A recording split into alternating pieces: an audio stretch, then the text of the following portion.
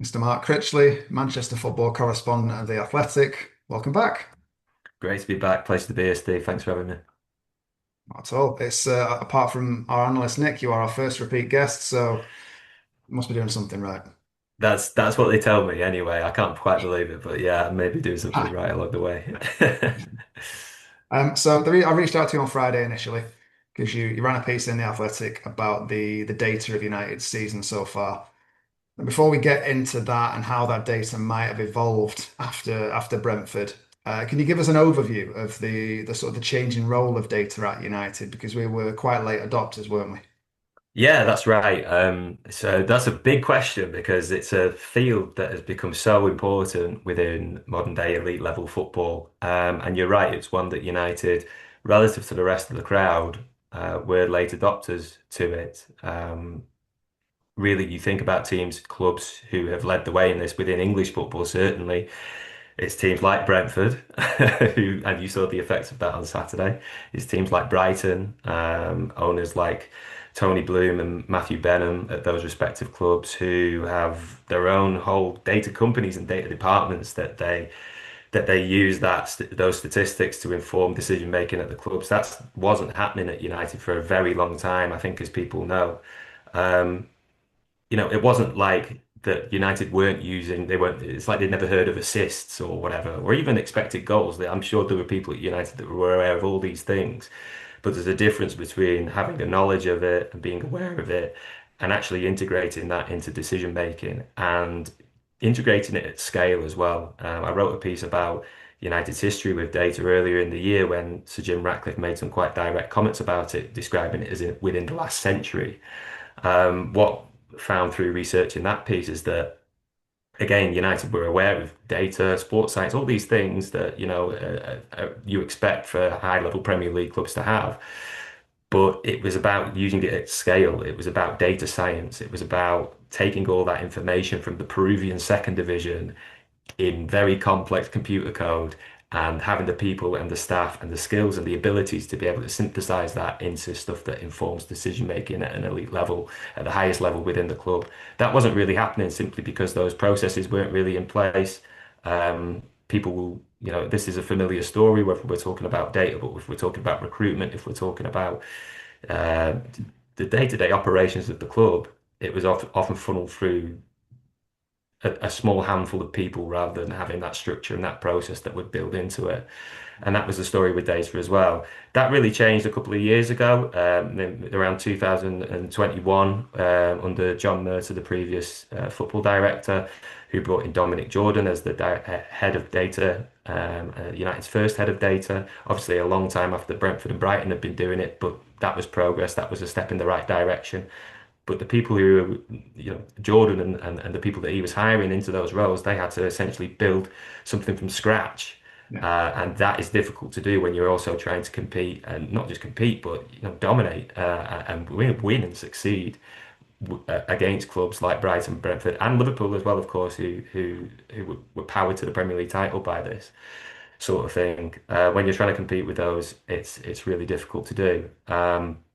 Jordan left in the summer of 2024, so shortly after Ineos came in, and there was a period last season where there was nobody really in charge of the data department.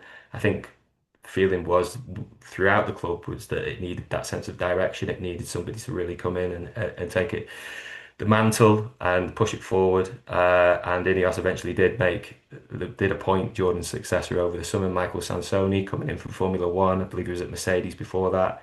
There's so there has been and from everything that I hear, it's a area that Ineos want to invest in. It's something that they want to make better and really improve at. We obviously know about a lot of the cost-cutting measures and the difficult decisions that have been made across the club over the last year, but this is an area where there is investment going into it. The challenge is that United made a slow start, started late, as we said, and they've got to catch up.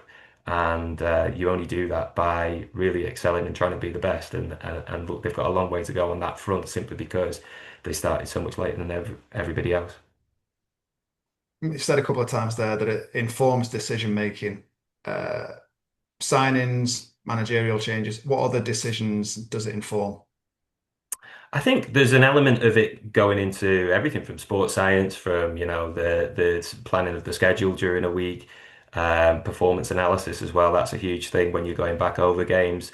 What went wrong? What went right? What could you improve at? Is like when data is integrated into every single step and every department within the club, then it becomes a really powerful tool. If it's not integrated throughout all those departments, then it's almost like a bit of a side project. And I think that has often been one of the challenges at United is simply because, again, they're starting from a low base. Is it ready to be integrated? How do you integrate it? Have you got the right people in the right positions who are willing to have an open ear to it? So that is it's a question for every club that tries to do this stuff, and every club tries to do this stuff now because it only helps enhance your decisions and inform your decisions. But yeah, look, managers as well. I mean, the reason for writing this piece last week was because, and I was saying to you before we got to recording, we don't usually write about performance data, these types of statistics for any club until they've played around 10 games because that's when you get a more representative sample size. But the reason for writing this piece was because over the last few weeks, particularly after the defeat in the Manchester Derby, the noises coming out of the club was that yes, the results haven't been great to start the season, but if you look at the underlying performances, if you look at these data points, then we are seeing progress. And so, and it's something that Ruben Amorim had mentioned himself in press conferences. He's talked about how many shots they're taking. He's talked about the XG. And so this was something that we wanted to investigate really and look at and say, okay, well, even though it's a small sample size, how much can you read into this data at the moment? What is impressive? On the flip side, what isn't so impressive? What are the things that the club aren't talking about? What are the things that Ruben Amorim isn't talking about in the press conference? And what's the very early picture of how United are performing according to these underlying metrics? And I do think it's still very noisy. There's not a lot of signal in there. You have this idea of signal and noise, and you're trying to figure out what makes sense, what's going to hold going forwards. So it is challenging in that respect, and you can't read too much into it. I think that's got to be a big takeaway. But there are interesting points, both positive and negative, about United's performances so far. So what are those? What are the good points? What are the bad points? And what was the impact on those numbers of Brentford? So the big thing that Ruben had been mentioning was shots and XG. And I don't know how familiar people are with XG. People should understand what shots are, I think. So I'll start with shots. But shots, United had the most shots in the league up until last weekend and still do, even after Brentford, which I think it's an average around 15 a game. So clearly, and I think that has been reflected in the performances as well. You often talk in data about data and the eye test, and I think that you've seen United are playing slightly more on the front foot. They have had chances in games. It's been about putting those chances away. XG is essentially a statistic that determines the probability of scoring from any one of those chances. United were top of that as well. Now that gets inflated somewhat when you get a lot of penalties, and United have had three so far this season. But even if you look at it without the penalties in it, and even after the weekend, I think they're around third on that. So they are creating opportunities. They've had these shots on goal. You look at other statistics like passes into the final third, passes into the penalty area. All these have really improved since last season. And you're seeing that when United are on the ball and they're on the attack, there's greater output than there was last season in terms of chances. That has not really translated into goals. And it hasn't really translated into results yet. So if you wanted to focus on some of the more negative ones, which United haven't, Amad might not talk about, although he has, to be fair, spoken about shot conversion. They're the worst in the league for that. Just 4% of the shots are turning into goals. And yes, it's about being clinical, but that was also a bit of a problem last season as well. And I think that's something that's interesting to watch and see whether that sustains itself. It's the type of thing that would normally stabilize once you get a bigger sample size. But United haven't really been putting away their chances, and that was true last season. It's true this season as well. And I think that leads to a few more questions about, exactly how the side's performing. The other big thing really is forget about the attacking side of things at the minute. Defending wise, it isn't looking good either.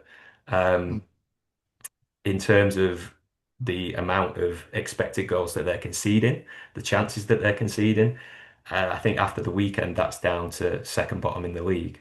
And that is a big drop off from last season. And I think that is also reflected in the performances as well. If we're talking about the eye test, you can see that United, even though they've sometimes been on top in games and played well against opponents like Arsenal, against Chelsea, even for moments very early on before they went down in the Manchester derby, um, they've still looked really vulnerable and been able to get in behind. And the amount of times that we've seen teams breaking in behind that line in loads of space, or having too much time in the box to put away a chance, that keeps happening.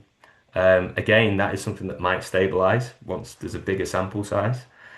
But I think I mentioned in the article that actually this number is inflated somewhat because two of the biggest chances that any team's had in the Premier League this season have been against United. The first one was Ricardo Calafiori's header against Arsenal. If you remember, it's right on the line, could barely miss. And there was another one in the City game, Erling Haaland, just after he scored his second, where he Hit basically the rounded by post. India, yeah, and hit the post. Now he did miss that one, but those were two huge chances which slightly inflate this number a bit. And so maybe once more games are played, this will stabilise. But let's not get anything wrong without trying to read too much into it at the minute.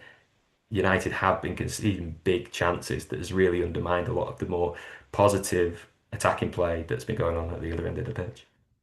So I suppose the numbers and the eye test are kind of united on probably the two main problems, aren't they, in terms of not converting the chances and not really organising and shoring things up enough in defence, Yeah, and I which think is one that's of the two major parts of the game. yeah, it's like the two key areas. And look, when Ruben's been talking about this over the past few weeks, he's been saying, look, we need to improve in both boxes. That was a huge message before the Yeah. Chelsea game, and you only have to look at these numbers to see what he was talking about. And he was referencing these numbers when he was delivering that message to the players. So that's key. But I do think it goes a little bit, it's probably a little bit deeper than that. One of the things that I found while researching this piece as well was that, interestingly, I think this is really interesting, and we'll see whether it changes over the next few weeks. United had the most touches in their own defensive third on the ball of any team in the Premier League last season. Compare that to this season, I think that before the weekend it was the third least. And people might have also seen that there's a lot of statistics going around about how they're playing the most long balls in the league as well. So it feels like the style this season has been a lot more direct. It's been a lot more transitional, back to front. And that's all well and good. And in a lot of ways, I actually kind of prefer it. And if you think about the United tradition of flying wingers and fast attacking football, it fits in with that. And so quite like it.